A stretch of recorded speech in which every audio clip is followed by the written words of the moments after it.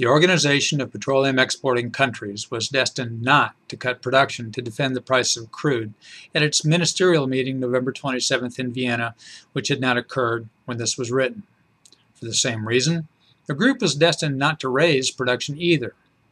OPEC doesn't produce oil. Its members do. OPEC production is really the total of production rates of member countries which act according to their own interests. Those interests vary considerably. Members desperate for revenue and producing at capacity rates, for example, tend to seek lower group production, but to want other members to make the cuts.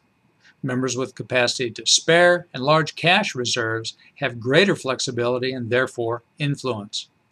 Reminders about these finer points of OPEC behavior are in order because this meeting is much more important than its boring predecessors of the past few years.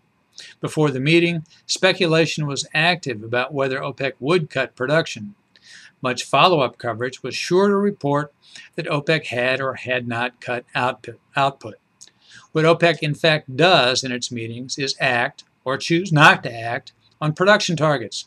Lately, that target was a collective 30 million barrels a day.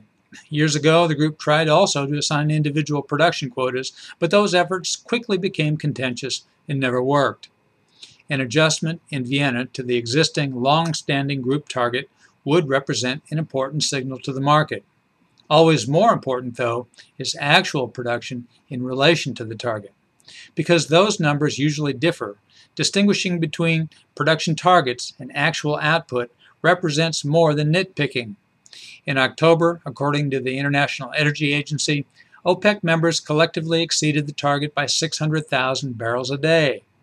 Even an expression in Vienna of determination to pull output back to the target rate thus would be significant, especially if accompanied by commitments from specific members to do the cutting. As always, though, the more important number will be actual production in months ahead. I'm Bob Tippie, editor of Oil and Gas Journal, and that's the editor's perspective that appeared first in text at www.ogj.com on November 26, 2014.